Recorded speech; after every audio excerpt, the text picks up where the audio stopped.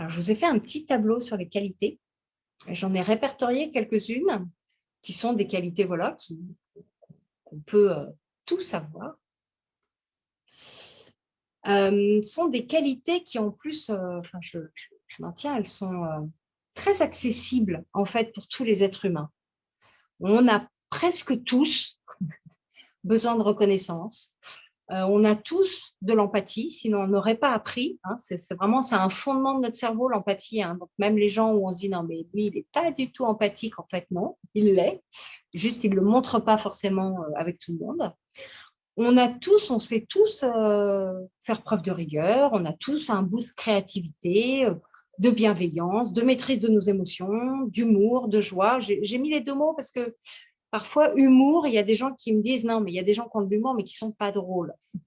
Donc, je trouve assez intéressant de se dire que la qualité, c'est soit on a de l'humour et effectivement, on sait que c'est un humour qui est plutôt accepté par les autres, soit c'est aussi savoir produire de la joie. Et ça, voilà, les gens savent le faire. La combativité, qui est une émotion dont on a fortement besoin en ces temps de crise.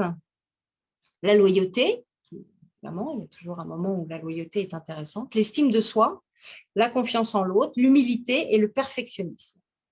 Et je vous ai fait un petit tableau. Et donc, je vais vous partager ce que je crois profondément concernant ces qualités et émotions.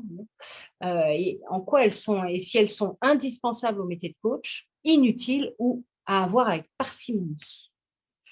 Alors, le besoin de reconnaissance avec grande parcimonie. En fait, c'est un métier de l'ombre. Si vous avez énormément besoin de reconnaissance, ce n'est pas forcément la place la plus évidente. Parce que comme le coach, il est plutôt là pour accompagner et que c'est mon client qui atteint ses objectifs, qui réussit ce qu'il a imaginé et qui avance, bah, du coup, le coach peut ne pas avoir énormément de reconnaissance. Évidemment, on en a, hein, mais souvent, on dit non, mais par exemple sur une réunion tripartite, on dit non, mais c'est génial, il a vachement avancé, il a vachement fait les choses, on lui avait confié des objectifs, il les a réussis, on est très content de lui, et donc il prend le poste du dessus. Et le coach n'a pas cette reconnaissance. Donc, si vous avez un besoin de reconnaissance très, très important, je vous engage à travailler dessus parce que dans ce métier-là, ce n'est pas forcément là que vous aurez le plus de reconnaissance. L'empathie, avec parcimonie. Parce que si j'ai trop d'empathie avec mes clients, ça devient des amis, c'est le principe. Hein. Je suis très attachée à mes clients, je souffre avec eux, je réussis avec eux, et quand ils souffrent, c'est inconfortable, et s'ils ne réussissent pas tout, c'est inconfortable. Donc en fait, l'empathie, c'est vraiment de ne pas basculer dans la fusion. Et le nombre de gens qui viennent à ce métier en me disant « mais moi j'ai un problème, c'est qu'en fait je suis qu'une éponge et tous les problèmes des gens, eh ben, je les emporte avec moi le soir ». C'est pour ça que j'ai préféré mettre l'empathie dans la case avec parcimonie. La rigueur, alors c'est indispensable. Mais quand je dis indispensable, c'est que oui, vous devez avoir des qualités de rigueur pour suivre le process. Aujourd'hui, on a dans le monde de la formation des normes qui sont hyper identifiées par les entreprises et tous les gens qui font appel à la formation, mais souvent les gens qui font appel à la formation font aussi appel à du coaching. Et donc, on attend des coachs qui sont sur le marché qu'on ait des processus très, très clairs et donc on se doit d'être très rigoureux dans la façon dont on mène nos contrats.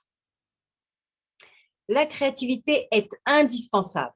Et c'est peut-être ça que je peux relier avec ce que partageait tout à l'heure Patrick, c'est qu'effectivement, on va être dans l'exploration, on va être dans le questionnement et donc je veux faire preuve de créativité et de rapidité, de vivacité d'esprit pour trouver les questions, en inventer d'autres. Il y en a une qui ne marche pas, il faut que j'en fasse encore une autre. Ok, celle-là, je n'ai pas la bonne réponse. En tous les cas, je n'ai pas celle qui me semble permettre à mon client d'avancer. Il faut que je fasse preuve de créativité. C'est indispensable. La bienveillance, indispensable aussi. C'est-à-dire, quoi que me dise mon client, quel que soit son niveau d'avancement, quelle que soit sa réussite, je dois avoir une bienveillance. C'est indispensable. Et je fais vraiment une différence avec l'empathie. La bienveillance, c'est bien veiller sur mon client. Maîtriser ses émotions, donc les siennes, hein, celles du coach, hein, avec parcimonie. On parle souvent de la neutralité du coach. Le coach n'est jamais neutre. Il essaye, il réfléchit pour ne pas plaquer sa vision du monde, pour ne pas laisser transparaître ce qu'il pense de ce qui est échangé, de ce que ça lui fait, des résonances que ça crée. Donc oui, mais quand je dis avec parcimonie, c'est qu'on reste des êtres humains. Donc on va fortement travailler à poser des questions le plus neutrement possible, je ne sais pas si ça se dit, de façon très neutre, mais ça n'empêche que je vais avoir des résonances. Il y a des clients qui vont me plaire plus que d'autres. Il y a des gens qui vont me rendre plus sensible que d'autres. Et je dois quand même écouter ce qui se passe à l'intérieur de moi pour pouvoir le travailler avec un superviseur. Donc, la maîtrise de ces émotions, il ne faut pas être complètement neutre, il ne faut pas évidemment fusionner et être complètement bouleversé à chaque fois qu'un client me partage une situation difficile. L'humour, la joie, c'est indispensable en fait. Parce que par moment, on travaille sur des sujets épineux. On a des espaces avec nos clients où on partage des choses dont ils ne sont pas forcément fiers. On peut leur demander comment ça s'est mal passé la dernière fois, comment ils ont réussi à ne pas faire ce qu'ils avaient voulu faire, comment ils se sentent jugés, certains même pensent qu'ils ne sont pas aimés, qui ont des basses estimes d'eux-mêmes. Donc, je trouve qu'apporter un minimum de joie et un minimum d'humour, alors c'est de l'humour, vous l'apprendrez dans les formations, c'est ce qu'on appelle du recadrage conversationnel. Moi, j'aime beaucoup cette idée de l'œil qui frise quand je dis à quelqu'un quelque chose qui va venir le confronter un peu. Bah, voilà, je le fais avec un minimum de joie, d'humour, de légèreté. J'aurais même pu rajouter légèreté, mais c'est indispensable. La combativité avec parcimonie, à l'intérieur des accompagnements, ça n'a aucune utilité. En revanche, pour présenter ces formats, pour faire tout le travail qu'on a à faire en amont, pour maintenir le cadre, à cet endroit-là, c'est indispensable. C'est indispensable. En revanche, à l'intérieur d'un contrat, je n'ai pas de combativité à mener. Mon client décide ce qu'il veut, de ses objectifs, des ressources à activer, de là où il veut aller. Et moi, je pose des questions pour l'y amener.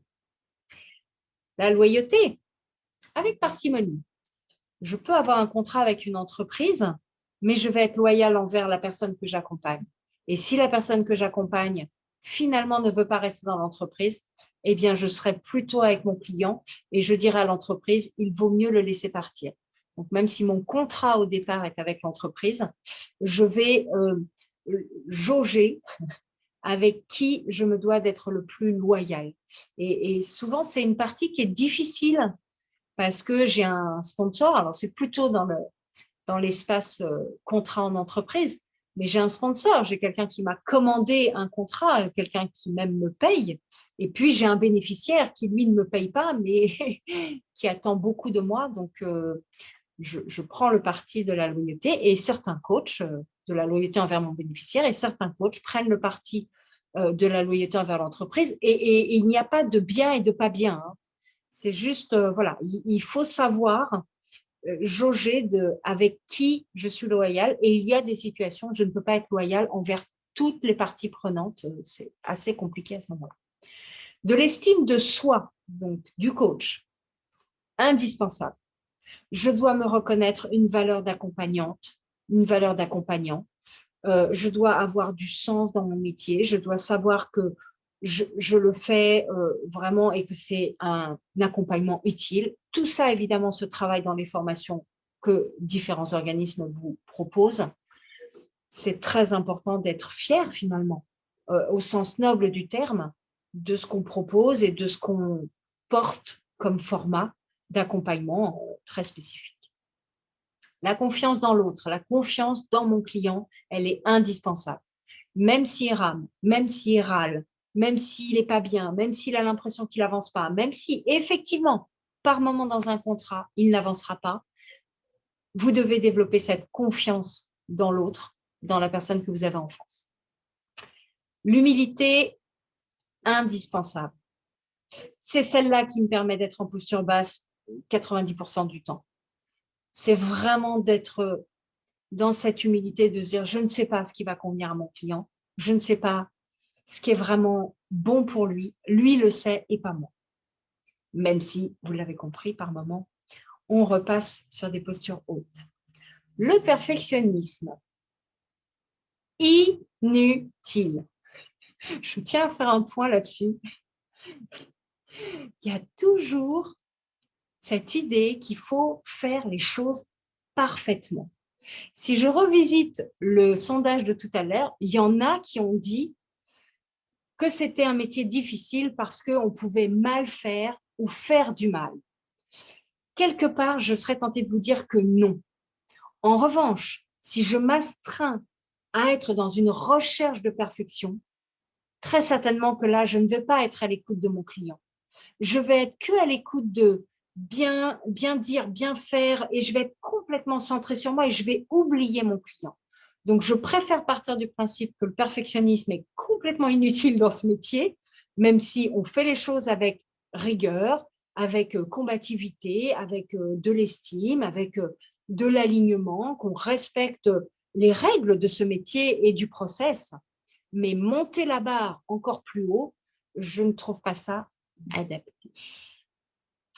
Voilà pour les quelques qualités que vous avez certainement dans plein d'autres domaines, parce qu'en fait, ce sont des qualités qui sont accessibles, hein, il n'y a rien de fou. Peut-être que certaines des qualités, vous les avez à plein. Peut-être que certaines des qualités, vous vous dites « Ah, ça va être intéressant de le bosser. » Et tout ce travail, en fait, tout ce travail, y compris sortir d'un perfectionnisme inadapté.